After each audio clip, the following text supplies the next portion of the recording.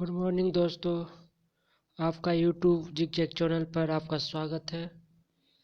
आज हम mechanical engineering का subject environment and pollution control का दूसरा दिन पढ़ेंगे।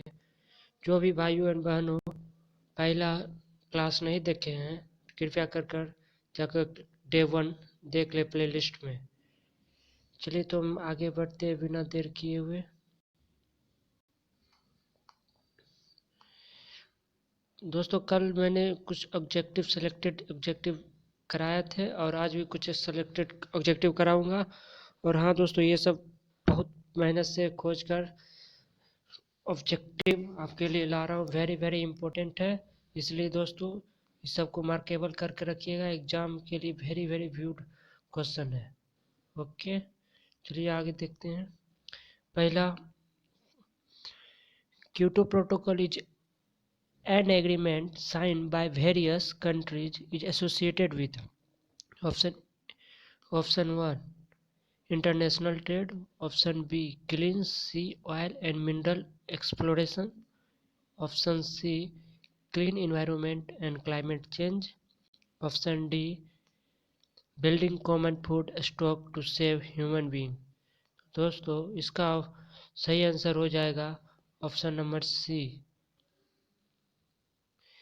Clean environment and climate change. Second देखते हैं।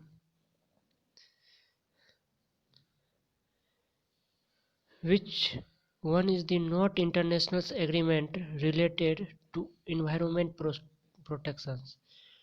Option A Bonn Agreement, option B Kyoto Protocol, option C Montreal's Protocol और ऑप्शन डी पेरिस एग्रीमेंट। दोस्तों, इसका सही आंसर हो जाएगा आपको option number B Kyoto protocol. Next question देखते हैं।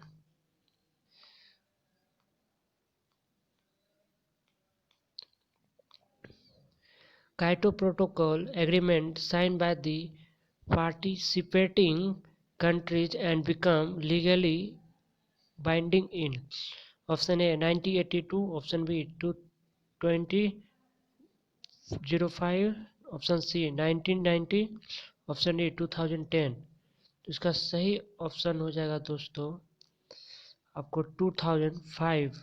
ओके, 2005। नेक्स्ट क्वेश्चन देखते हैं। According to central pollution control board, जिसको हम शॉर्ट फॉर्म में CPCB बोलते हैं, which particulate size in diameters of the air pollutant responsible for greatest harm to human health. तो इसका क्या होगा ऑप्शन दोस्तों? उसका ऑप्शन हो जाएगा ऑप्शन नंबर बी 2.5 और लेस। ओके, नेक्स्ट देखते हैं।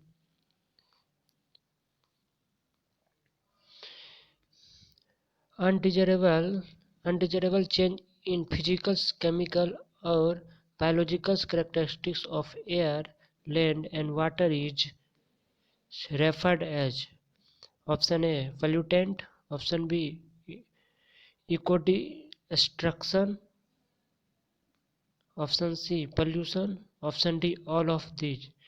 तो इसका सही उत्तर हो जाएगा दोस्तों option number B pollutant. Next देखते हैं। Pollutants that are introduced into the environment by human activity are called as पहला option qualitative pollutants, option B quantitative pollutants, option C anthropogenics pollutant और option D all of these.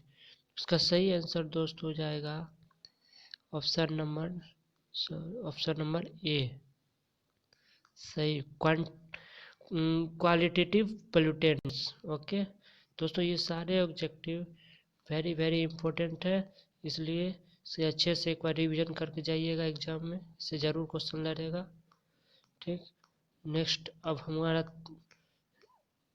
Theory portion है जो कल बच गया था, उसके आगे आज करेंगे।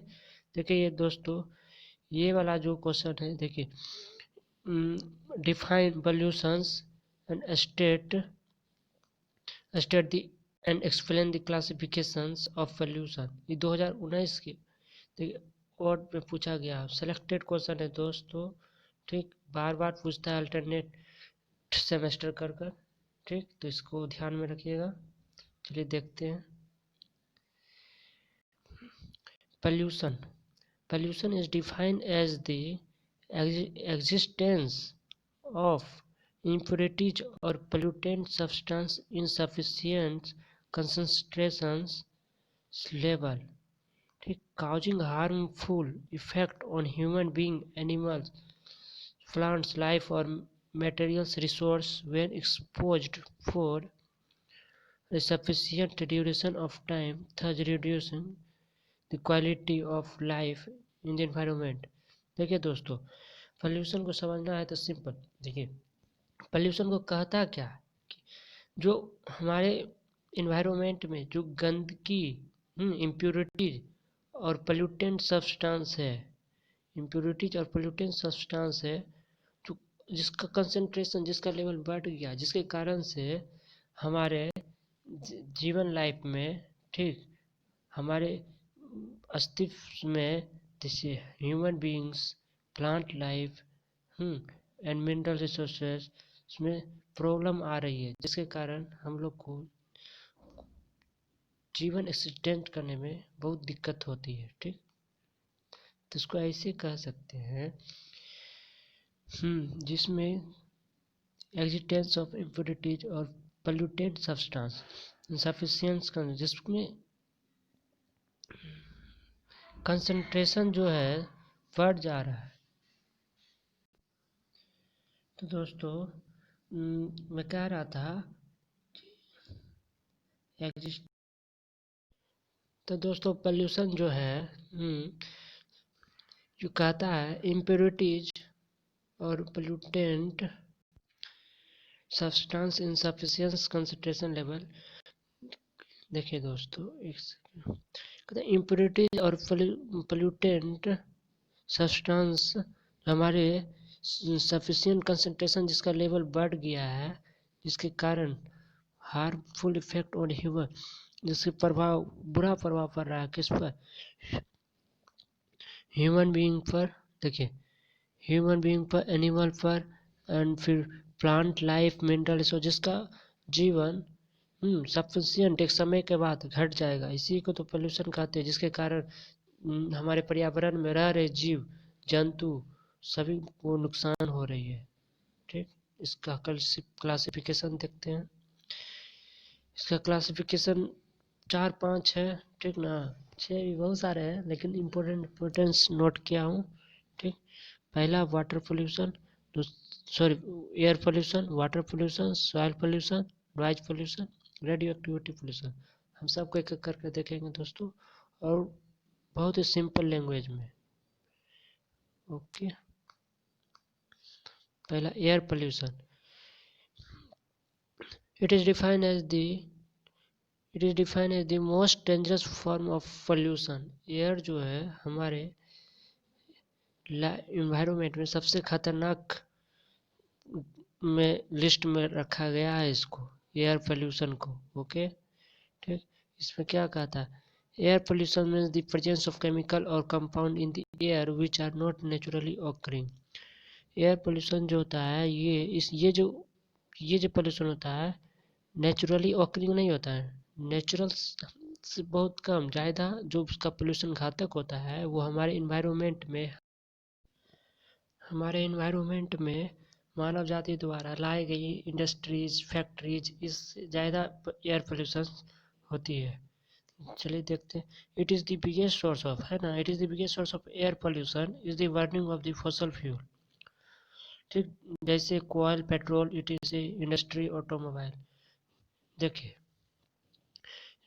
बिगेस्ट सोर्स है कहाँ पर एयर पोल्यूशन, कहाँ, बर्निंग ऑफ फॉसल फ्यूल।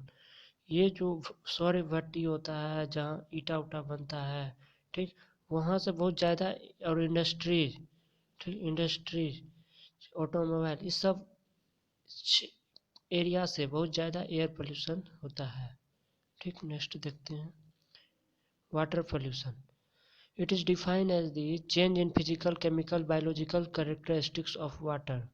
ठीक, ये जो क्लाइमेट का जो होता है, ठीक, क्लाइमेट जो चेंज होता है मेनली वाटर के, ठीक, फिजिकल, केमिकल और बायोलॉजिकल कैरेक्टरिस्टिक्स गुण पर ही होता है। ठीक, water pollution can be occur in ocean, river, lakes and different water source flow together water cycle, the pollution can spread. ये वाटर पोल्यूशन जो होता है जानते हो, बारिश पड़ता है तो ओशियन, रिवर, लेक, ठीक, और डिफरेंट डिफरेंट वाटर सोर्स जो हो जाता है, सारा पानी घुल मिलकर कहीं ना कहीं मिलता है, जिसके कारण पोल्यूशन बढ़ सकता है और बढ़ता है। ओके, सॉइल पोल्यूशन नेक्स्ट है, देखते हैं सॉइल पोल्यूशन।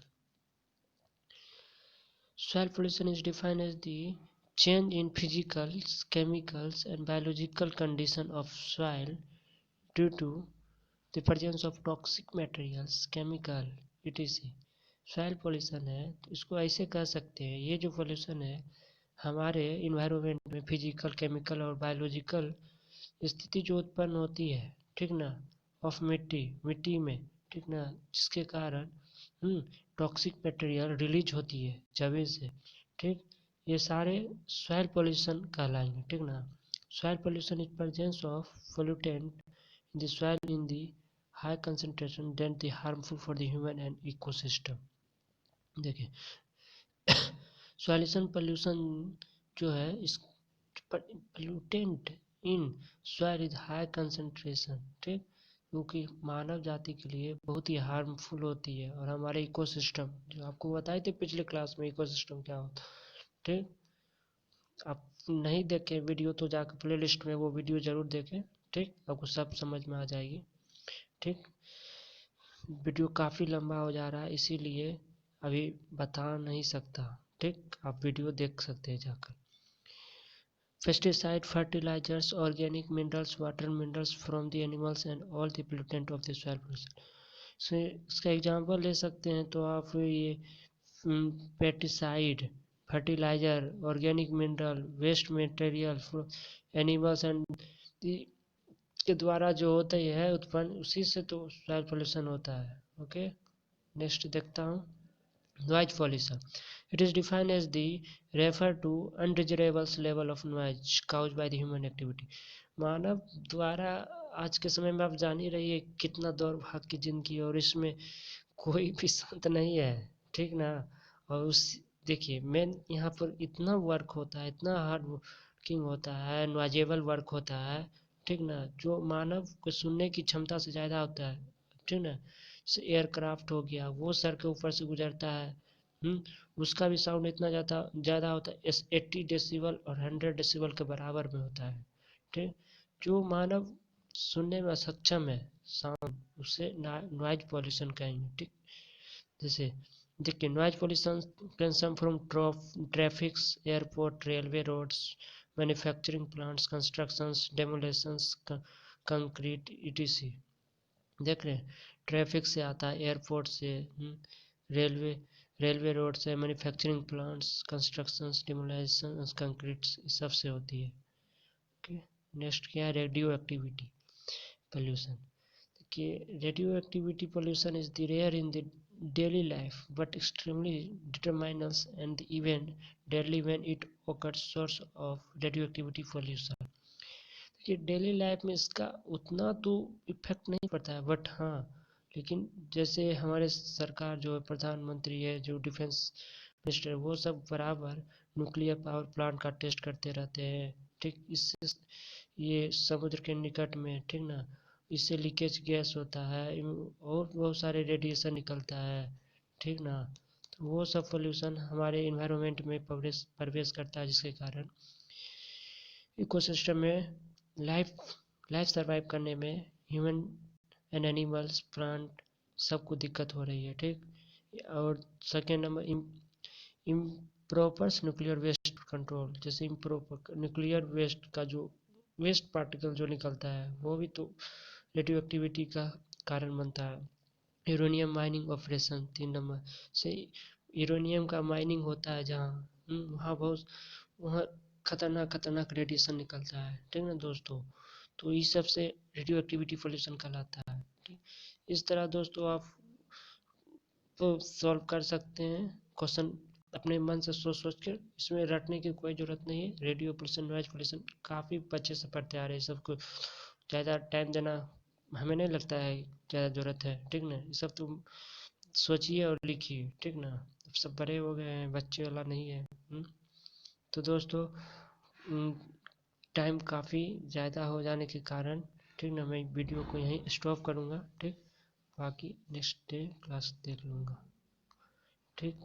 तब तक के लिए thank you and like subscribe जरूर करें दोस्तों। और नेक्स्ट भी है, सारा पार्ट नेक्स्ट क्लास में कंप्लीट करा दूँगा।